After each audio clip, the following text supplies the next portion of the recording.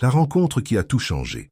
Durant les derniers jours de la Seconde Guerre mondiale, en août 1945, un événement extraordinaire se produisit dans un camp d'internement du Pacifique, révélant une réalité choquante quant aux différences entre les forces militaires japonaises et américaines. Les prisonniers japonais, principalement des infirmières militaires et des civils capturés lors des dernières opérations de la guerre, furent stupéfaits de constater pour la première fois l'abondance de nourriture et de ressources à la disposition des soldats américains. Ce moment historique s'est déroulé dans le camp d'internement temporaire établi sur l'île d'Okinawa, où des centaines de Japonaises furent retenues après leur capture lors des derniers combats. Ces femmes, qui avaient subi des années de rationnement rigoureux et de faim constante au Japon, n'étaient absolument pas préparées à la réalité qu'elles allaient rencontrer en observant les repas des soldats américains. La première réaction fut l'incrédulité la plus totale. Nombre de prisonniers n'arrivaient tout simplement pas à croire ce qu'ils voyaient. L'infirmière Yuki Tanaka, 23 ans, a raconté dans son journal « Je croyais rêver ou que les Américains essayaient de nous tromper. La quantité de nourriture qu'ils jetaient dépassait celle que notre famille avait reçue en une semaine au Japon. La différence était véritablement spectaculaire. Alors que les Japonaises survivaient avec des rations minimales de riz, de légumes marinés et occasionnellement de poissons séchés, les soldats américains avaient accès à de la viande fraîche, des fruits, une variété de légumes, du pain blanc, du lait, du café, du chocolat et même de la glace.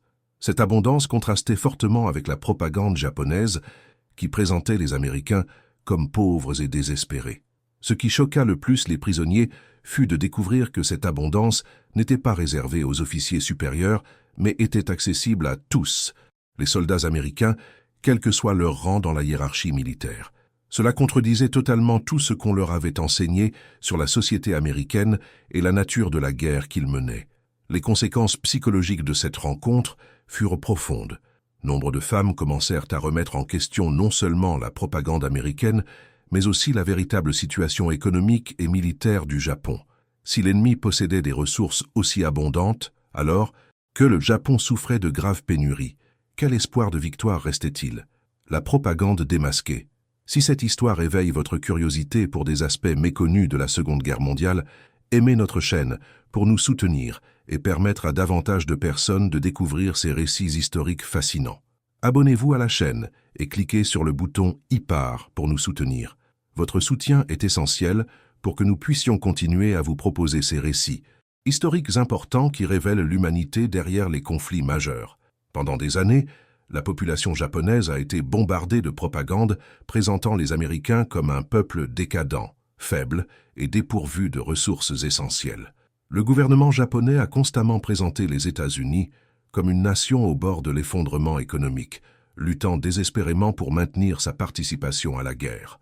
Ce discours a été essentiel pour maintenir le moral de la population japonaise pendant les années difficiles de rationnement et de privation. La propagande japonaise présentait fréquemment des images d'Américains affamés, de familles ravagées par la pauvreté et d'une économie en ruine à cause des dépenses militaires. Les journaux japonais publiaient régulièrement des articles sur les émeutes de la faim aux États-Unis, le chômage de masse et la dégradation sociale. Cette désinformation était soigneusement orchestrée pour convaincre le peuple japonais qu'il était du côté des vainqueurs, malgré les difficultés rencontrées. Lorsque les prisonniers ont été témoins de la réalité de l'abondance américaine, le choc a été dévastateur. L'infirmière Michiko Sato se souvient « On nous a appris que les Américains mourèrent de faim, que leurs familles souffraient, pendant que leurs hommes combattaient outre-mer. Voir des soldats se plaindre d'une nourriture qui, pour nous, ressemblait à un festin royal, a été un réveil douloureux. Cette découverte fut particulièrement traumatisante, car nombre de ces femmes avaient perdu des proches à cause de la famine et de la malnutrition au Japon. Savoir que leurs ennemis avaient facilement accès à une nourriture abondante tandis que leurs proches souffraient a engendré une profonde crise de foi dans tout ce qu'elles avaient cru sur la guerre et ses objectifs. Les prisonniers commencèrent à comprendre que si la propagande sur la situation américaine était si erronée, d'autres informations reçues pouvaient également être fausses. Des questions sur la véritable puissance militaire américaine, la situation réelle dans les territoires occupés et même les raisons de la guerre commencèrent à surgir dans leur esprit. Le contraste entre la réalité observée et la propagande reçue était si flagrant que certains prisonniers refusèrent d'abord d'accepter ce qu'ils voyaient. Ils pensaient que les Américains mettaient en scène un spectacle élaboré pour les démoraliser, que la nourriture abondante était fausse, ou qu'elle n'était présentée que temporairement à des fins psychologiques. Peu à peu, cependant, la constance de l'abondance américaine et la désinvolture avec laquelle les soldats traitaient des ressources qui semblaient un luxe inaccessible finirent par convaincre même les plus sceptiques. La prise de conscience qu'ils avaient été systématiquement trompés sur la nature de leurs ennemis marqua le début d'une réévaluation fondamentale de leurs convictions sur la guerre et leur propre pays. Cette expérience de démystification de la propagande a eu des effets durables sur la façon dont ces femmes percevaient le monde d'après-guerre, influençant leurs attitudes envers la reconstruction du Japon et leurs relations avec les États-Unis dans les décennies qui ont suivi. Rationnement de la vie au Japon. Pour bien comprendre le choc des prisonniers japonais, il est essentiel de comprendre les conditions extrêmes de privation qu'ils ont vécues au Japon pendant les années de guerre. Le système de rationnement japonais avait réduit la population à un niveau de survie, créant une réalité où chaque grain de riz était précieux et où la faim chronique était une constante quotidienne. Le rationnement officiel au Japon a commencé dès 1940, mais il est devenu progressivement plus strict à mesure que la guerre s'éternisait. En 1945, la ration quotidienne officielle de riz pour un adulte était tombée à seulement 315 grammes, une quantité fournissant environ 1200 calories par jour, bien en deçà des besoins nutritionnels de base, pour maintenir une bonne santé et un bon niveau d'énergie. En réalité, même ces rations officielles étaient souvent indisponibles. Les problèmes de distribution, les bombardements alliés qui détruisaient les dépôts de nourriture, et la priorité accordée aux ressources militaires faisaient que les civils ne recevaient souvent qu'une fraction de leur ration nominale. De nombreuses familles japonaises survivaient avec moins de 800 calories par jour durant les derniers mois de la guerre.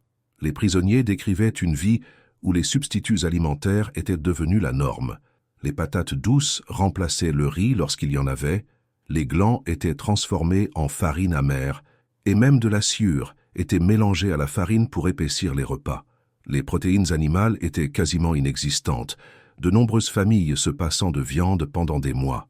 Yuriko Yamamoto, l'une des infirmières de la prison, se souvient « Ma famille considérait comme un jour spécial le jour où nous parvenions à trouver un petit poisson à partager entre 6 personnes. Les légumes frais étaient comme des trésors rares. Je rêvais régulièrement de nourriture et me réveillais avec des maux d'estomac. Le marché noir prospérait, mais les prix étaient prohibitifs pour la plupart des familles. Un œuf pouvait coûter l'équivalent d'une journée de salaire, tandis qu'une petite portion de viande coûtait plus que ce que beaucoup gagnaient en une semaine. Seuls les plus riches ou ceux bénéficiant de relations privilégiées pouvaient compléter leur alimentation avec des produits du marché noir. Les conséquences physiques d'un rationnement sévère étaient visibles dans toute la population japonaise.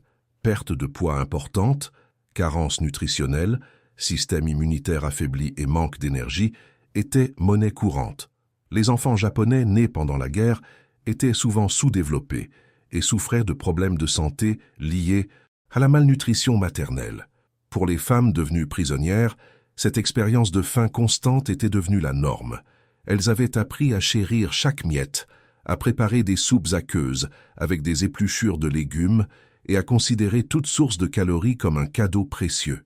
Cette perspective rendait le contraste avec l'abondance américaine d'autant plus choquant et psychologiquement dérangeant. La générosité inattendue des ravisseurs.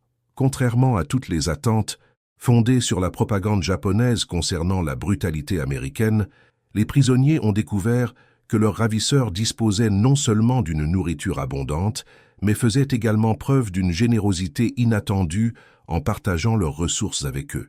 Cette expérience a profondément bouleversé leur perception de leurs ennemis et de la nature de la guerre. Les soldats américains responsables du camp d'internement remarquèrent rapidement la détérioration de l'état physique des prisonniers japonais. Nombre d'entre eux souffraient visiblement de malnutrition et présentaient des signes évidents de privation prolongée.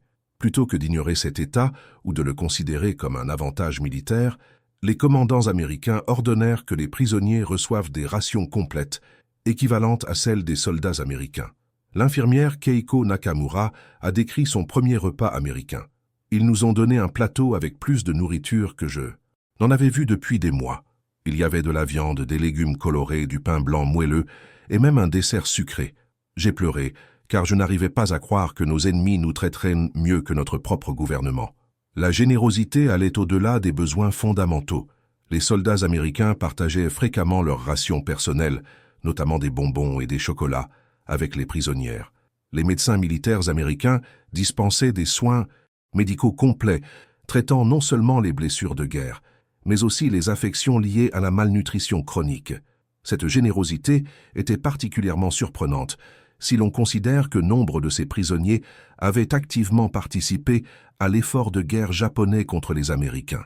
Des infirmières militaires avaient soigné des soldats japonais blessés lors de batailles contre les Américains et certains civils avaient travaillé dans des usines d'armement. Pourtant, les Américains les traitaient avec dignité et compassion. Le comportement des soldats américains contrastait fortement avec les récits que les prisonniers avaient entendus sur le traitement réservé aux prisonniers américains par l'armée japonaise. Ils savaient que les prisonniers alliés recevaient souvent des rations minimales, des soins médicaux inadéquats et des traitements brutaux. La différence de comportement était si frappante que certains ont d'abord soupçonné des arrière-pensées. Progressivement, les prisonniers ont commencé à comprendre que la générosité américaine n'était pas une stratégie calculée, mais reflétait de véritables valeurs culturelles concernant la dignité humaine et le traitement des prisonniers. Certains soldats ont fait preuve d'une gentillesse spontanée, partageant des photos de leur famille, enseignant des mots d'anglais et traitant les prisonniers comme des êtres humains, plutôt que comme des ennemis déshumanisés. Cette expérience d'humanité, en 1910, pleine guerre eut un profond impact psychologique sur les prisonniers. Nombre d'entre eux commencèrent à remettre en question non seulement la propagande sur les Américains, mais aussi la moralité de leur propre gouvernement et de leur armée. Si leurs ennemis faisaient preuve de plus de compassion que leurs propres dirigeants, quel genre de guerre menaient-ils réellement, les soldats américains et leur abondance? L'observation directe du mode de vie des soldats américains a révélé aux prisonniers japonais non seulement une abondance matérielle, mais aussi une culture militaire radicalement différente de celle du Japon. Les soldats américains faisaient preuve d'une insouciance incompréhensible pour des femmes ayant vécu des années de disette extrême. Les prisonniers étaient particulièrement choqués de voir les soldats américains jeter des aliments qu'ils trouvaient inacceptables ou peu appétissants. Des incidents comme celui de soldats jetant des fruits légèrement abîmés, laissant des restes conséquents dans leurs assiettes ou se plaignant de repas qui ressemblaient à des banquets royaux aux yeux des Japonaises, étaient des événements quotidiens qui défiaient leur compréhension. Le système d'approvisionnement militaire américain fut une révélation pour les prisonniers. Ils observèrent des convois réguliers apportant des provisions fraîches, notamment de la viande réfrigérée, des produits laitiers, des fruits frais et une variété d'aliments transformés totalement, inconnus au Japon en temps de guerre. La logistique militaire américaine avait réussi à maintenir des lignes d'approvisionnement à travers le Pacifique, garantissant ainsi aux soldats des bases isolées l'accès à une alimentation nutritive et variée. L'infirmière Akiko Suzuki a observé, les soldats américains prenaient 3 repas complets par jour, chacun plus copieux que notre meilleur repas de la semaine au Japon. Ils buvaient du vrai café, du lait frais et avaient accès à des fruits que je n'avais pas vus depuis des années. C'était comme regarder des gens d'un autre monde. La culture militaire américaine permettait également aux soldats d'exprimer leurs préférences alimentaires et même de refuser certains repas sans punition sévère. Cette liberté était impensable dans l'armée japonaise, où discipline stricte et acceptation sans réserve étaient primordiales. Voir les soldats américains échanger des plats ou formuler des demandes particulières était une démonstration d'individualité contrastant avec le collectivisme de l'armée japonaise. Les prisonniers ont également constaté que les officiers américains mangeaient essentiellement les mêmes repas que les simples soldats, une pratique qui violait totalement la hiérarchie militaire japonaise traditionnelle. Dans l'armée japonaise, les officiers recevaient des rations supérieures et des privilèges alimentaires importants, tandis que les simples soldats souffraient souvent de faim. La relative égalité de l'alimentation américaine était une démonstration de valeurs démocratiques qui s'étendait jusque dans la structure militaire. La disponibilité de produits de luxe tels que le chocolat, le chewing-gum, les cigarettes et les boissons gazeuses était particulièrement frappante. Ces articles étaient traités avec désinvolture par les soldats américains comme des produits de première nécessité, tandis que pour les Japonaises, ils représentaient des luxes inimaginables. La distribution régulière de ces articles par l'armée démontrait une capacité de production et de logistique bien supérieure à celle du Japon. Le plus frappant est que cette abondance n'était pas réservée aux troupes à l'arrière, mais aussi aux soldats en position de combat. Les prisonniers ont découvert que, même lors d'opérations militaires intenses, les Américains maintenaient des normes alimentaires supérieures à celles des civils japonais en temps de paix. Lettres à la maison et éveil. L'une des conséquences les plus importantes de l'expérience des prisonniers fut son impact sur leur communication avec leurs familles restées au Japon. Lorsqu'ils furent enfin autorisés à écrire des lettres chez eux, beaucoup peinèrent à décrire la réalité dont ils avaient été témoins, sachant que leurs mots paraîtraient impossibles à des personnes vivant encore sous un rationnement sévère. Les lettres furent soigneusement censurées par les autorités américaines et japonaises, mais certains messages concernant les conditions d'internement parvinrent malgré tout à passer. Des phrases prudentes comme « Nous sommes mieux traités que prévu » ou « La nourriture ici est adéquate » revêtaient une signification bien plus profonde pour les familles qui comprenaient la dureté des conditions au Japon. Yuriko Tanaka a écrit à sa mère « Ne vous inquiétez pas pour moi, je reçois des soins médicaux appropriés et je ne meurs pas de faim. » Pour une famille qui avait perdu un enfant à cause de la malnutrition, ces simples mots exprimaient la réalité saisissante du traitement qu'elle subissait de la part de ses ravisseurs. Certains prisonniers tentèrent subtilement de communiquer le décalage entre la propagande japonaise et la réalité américaine. Des allusions prudentes à des différences dans les informations reçues ou à des surprises concernant les conditions de vie ici visaient à alerter leur famille des mensonges qu'on leur avait racontés sur l'ennemi. Le dilemme moral de ces communications était de taille. Les prisonniers savaient que révéler l'abondance américaine pourrait démoraliser davantage la population japonaise, mais ils ressentaient aussi le devoir de communiquer des vérités importantes. Nombre d'entre eux étaient aux prises avec des questions de loyauté nationale et d'honnêteté personnelle. Des lettres interceptées et conservées dans les archives militaires américaines révèlent l'ampleur de l'impact psychologique. Une infirmière a écrit « Je remets en question une grande partie de ce que nous pensions savoir. Les gens ici ne sont pas ceux qu'ils nous ont racontés. Je suis perplexe quant à bien des choses que nous croyons vraies. » Les réponses des familles japonaises exprimaient souvent leur incrédulité ou leur confusion quant aux descriptions américaines de traitements décents. Certaines familles interprétèrent ces lettres comme écrites sous la contrainte, incapables d'accepter que l'ennemi puisse faire preuve d'humanité et de générosité. Au fur et à mesure que les lettres s'échangeaient et que des détails apparaissaient, certaines familles commencèrent à remettre en question la propagande officielle qu'elles avaient reçue. Ce questionnement contribua à la désillusion croissante de la population envers le gouvernement militaire japonais durant les derniers mois de la guerre. L'impact des lettres s'est étendu au-delà des familles immédiates. Dans une société où l'information était étroitement contrôlée, toute source d'information alternative pouvait influencer des perceptions plus larges. Les voisins et amis des familles des prisonniers ont progressivement été exposés à des récits en contradiction avec la propagande officielle. L'impact psychologique sur l'identité nationale. L'expérience des prisonniers japonais représentait plus qu'un simple choc d'abondance matérielle. Elle ébranla profondément leur identité nationale et leur compréhension de la place du Japon dans le monde. Découvrir qu'ils avaient été systématiquement trompés sur la nature de leurs ennemis les força à une douloureuse réévaluation de leurs croyances les plus fondamentales sur leur pays et leur guerre.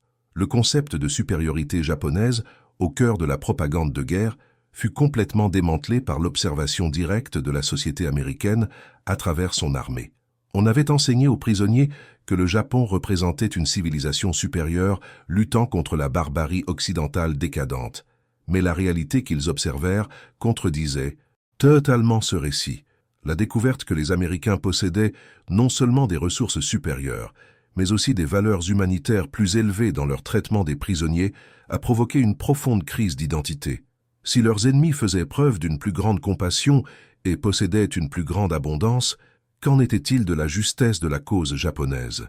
L'infirmière Haruko Kimura a écrit dans son journal « On nous a appris que nous étions un peuple spécial investi d'une mission divine.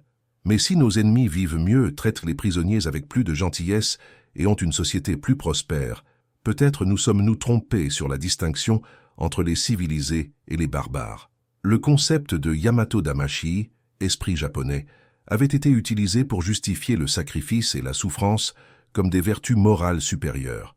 Le fait que les Américains aient atteint la prospérité sans sacrifier leur humanité fondamentale a remis en question l'idéologie qui présentait la privation comme une preuve de supériorité morale.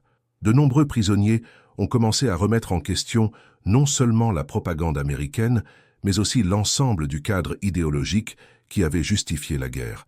Si des mensonges aussi fondamentaux avaient été proférés sur l'ennemi, quels autres mensonges avaient été proférés sur les buts et les justifications du conflit?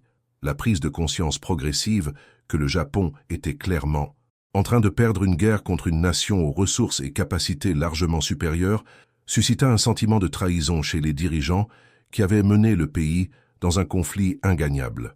La colère était dirigée non seulement contre la propagande trompeuse, mais aussi contre ceux qui avaient condamné le peuple japonais à des souffrances inutiles. Certains prisonniers ont éprouvé ce que les psychologues modernes qualifieraient de dissonance cognitive grave, la nécessité de concilier leur identité nationale avec les réalités observées a engendré un stress mental important. Certains se sont repliés sur eux-mêmes dans le déni, tandis que d'autres ont adopté des perspectives totalement nouvelles sur leur pays et le monde. L'impact s'est étendu à leurs perspectives d'avenir pour le Japon. Nombre d'entre eux ont commencé à considérer la défaite non pas comme une tragédie nationale, mais comme une opportunité potentielle de se libérer d'un système qui avait trompé et sacrifié son propre peuple. La reddition et ses conséquences. Lorsque la capitulation japonaise fut annoncée en août 1945, les prisonniers eurent une perspective unique sur ce moment historique. Contrairement à leurs compatriotes japonais qui reçurent la nouvelle par le biais d'une propagande gouvernementale soigneusement élaborée, ils vécurent la capitulation dans le contexte de leur nouvelle compréhension des réalités de la guerre. Les réactions initiales des prisonniers à la reddition furent complexes et variées. Certains éprouvèrent un profond soulagement à l'idée que les souffrances de leur famille prendraient enfin fin, tandis que d'autres éprouvèrent une profonde honte culturelle liée à la défaite nationale. Cependant, leur expérience du traitement humain infligé par les Américains influença significativement leur perception de ce que l'occupation pouvait signifier. Contrairement à de nombreux Japonais qui craignaient la brutalité de l'occupation en raison de la propagande, reçue sur la sauvagerie américaine, les prisonniers avaient une connaissance directe du comportement réel de l'armée américaine. Cette perspective les rendait moins craintifs et plus optimistes quant aux perspectives du Japon sous l'occupation alliée. L'infirmière Michiko Sato a écrit « Quand j'ai appris la reddition, ma première pensée a été que ma famille aurait enfin assez à manger. Si les Américains traitent les prisonniers avec autant de décence, peut-être pourront-ils aider notre peuple à se remettre des souffrances causées par nos propres dirigeants. » Le processus de rapatriement a révélé un autre aspect de l'organisation américaine. Les prisonniers ont pu constater l'efficacité logistique de l'organisation du retour de milliers de personnes au Japon, notamment en matière de soins médicaux, de vivres suffisants pour le voyage et même de certains effets personnels préservés. Durant le voyage de retour, les prisonniers ont eu l'occasion d'échanger sur leurs expériences et de les analyser collectivement. Ces conversations portèrent souvent sur la manière de communiquer leurs expériences à leurs familles et à leurs communautés restées au pays, sans paraître antipatriotiques ou collaboratrices. Beaucoup ont estimé qu'il était de leur responsabilité morale de partager la vérité sur ce qu'ils avaient observé, même si cela pouvait être politiquement sensible. Ils ont compris que leurs expériences pouvaient aider d'autres Japonais à mieux comprendre la réalité de leurs anciens ennemis et les perspectives de relations futures. À leur arrivée au Japon, les prisonniers découvrirent un pays dévasté physiquement et émotionnellement par la guerre. Les conditions de famine et de destruction qu'ils observèrent contrastèrent encore davantage avec leurs souvenirs d'abondance américaine. Nombre d'entre eux se sentirent investis du devoir d'aider leur pays à tirer les leçons de leurs expériences. Certains anciens prisonniers se sont faits les défenseurs de la coopération avec les forces d'occupation, arguant de leur expérience personnelle que les Américains n'étaient pas les monstres dépeints par la propagande. D'autres se sont impliqués dans les efforts de reconstruction, apportant leur expérience de l'efficacité et de l'organisation qu'ils avaient observée durant leur captivité. L'héritage d'une expérience transformatrice. Les expériences des prisonnières japonaises, témoins de l'abondance américaine, ont eu des répercussions durables, bien au-delà de leur vie personnelle, influençant l'attitude des Japonais envers les États-Unis et contribuant à la transformation du Japon d'après-guerre. Leurs récits illustrent parfaitement les changements fondamentaux de la société japonaise pendant l'occupation et la reconstruction. Nombre d'anciens prisonniers sont devenus d'importants ponts culturels entre le Japon et les États-Unis durant les années d'occupation. Leur expérience directe de la culture américaine, combinée à leur crédibilité en tant que victimes de la guerre, les a positionnés comme des voix influentes dans les débats sur la collaboration avec les forces d'occupation et l'adoption de réformes démocratiques. L'infirmière Yuki Tanaka, par exemple, s'est engagée avec ferveur en faveur d'une réforme du système de santé japonais inspirée des modèles américains qu'elle avait observés. Elle affirmait que l'efficacité et l'humanité des soins médicaux américains, dont elle avait fait l'expérience en tant que prisonnière, pourraient bénéficier à tous les Japonais s'ils étaient correctement adaptés. D'autres anciens détenus ont participé à des programmes éducatifs, partageant leurs expériences avec des étudiants japonais afin de les aider à comprendre les perspectives internationales et l'importance d'une réflexion critique sur l'information gouvernementale. Leurs témoignages personnels ont fourni des exemples concrets des dangers de la propagande et de la valeur de l'expérience directe. L'impact s'est étendu aux familles et aux communautés des anciens prisonniers. Leurs descriptions de l'abondance américaine et du traitement humain qu'ils recevaient ont influencé l'attitude locale envers les occupants américains. Les communautés qui, initialement, craignaient les Américains à cause de la propagande de guerre sont souvent devenues plus réceptives après avoir entendu des témoignages personnels positifs. Certains anciens prisonniers ont contribué au développement de programmes d'échange culturel entre le Japon et les États-Unis au cours des décennies suivantes. Leur compréhension des deux cultures, acquise au fil d'expériences extrêmes, en a fait des médiateurs culturels efficaces dans les initiatives de consolidation de la paix. Sur le plan politique, les expériences des anciens prisonniers ont alimenté les débats sur la politique étrangère du Japon et ses relations avec les États-Unis. Leurs points de vue ont nourri les discussions sur le traité de sécurité mutuelle et d'autres aspects de l'alliance nippo-américaine qui s'est développée pendant la guerre froide. Cet héritage a également eu des répercussions intergénérationnelles. Enfants et petits-enfants d'anciens prisonniers ont grandi en écoutant des récits de bonté et d'abondance des Américains, ce qui a influencé leur propre attitude envers l'Occident et contribué à l'ouverture culturelle du Japon dans les décennies d'après-guerre. Sur le plan académique, les témoignages des prisonniers constituent une ressource précieuse pour les historiens qui étudient la période d'occupation, les relations nippo-américaines et l'impact de la propagande de guerre. Leurs témoignages offrent un éclairage unique sur la transition du Japon, passé du statut d'ennemi à celui d'allié des États-Unis. Si ce récit révélateur sur un moment charnière de l'histoire des relations nippo-américaines a piqué votre curiosité, n'hésitez pas à aimer notre chaîne pour soutenir notre chaîne et contribuer à la préservation de ces récits historiques importants. Abonnez-vous pour découvrir d'autres histoires fascinantes sur les aspects humains d'événements historiques majeurs et cliquez sur la vidéo en cours de lecture pour découvrir un autre chapitre surprenant de la Seconde Guerre mondiale. Merci de nous accompagner dans ce voyage à travers une histoire qui montre comment les expériences personnelles peuvent transformer les perceptions nationales et contribuer à la paix entre d'anciens ennemis.